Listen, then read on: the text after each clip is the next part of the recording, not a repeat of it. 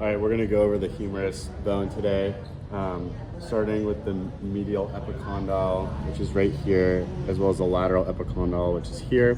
Now we're gonna move on to the olecranon process, which is here, and then olecranon fossa, which is just proximal to that.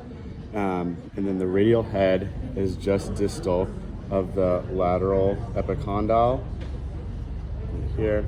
And then if you flip your arm over, we're gonna go to the trochlea, which is inside here on the distal side of the humerus, and then the trochlear notch, which is on the inside of the U shape of the ulna.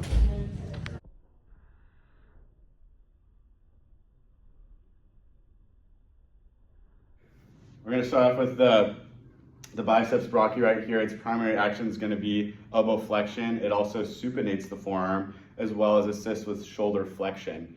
Next is the brachialis, which is going to be under the biceps brachii. It's the primary elbow flexor and also does forearm flexion. Next is the brachioradialis, which runs here. It flexes the elbow, so it does elbow flexion, especially when the forearm's in a neutral position. It allows it to return to a neutral position from a pronated or supinated position.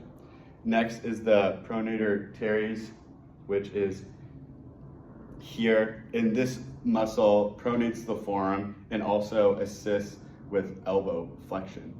The supinator, which is here, is pretty self-explanatory. It helps supinate the arm. And then next is the pronator quadratus, which is the muscles right here by the wrist. This helps, it's the primary pronator of the forearm, so helps pronate. It also stabilizes the distal radioulnar joint. Next is the triceps brachii, so if you want to flip around. Triceps brachii is going to be this large muscle here. There's 3 heads on it. Its main action is to do elbow extension. Also, the long head assists in shoulder extension and adduction. Last is the aconinus, which, if you're sitting here, is going right across here.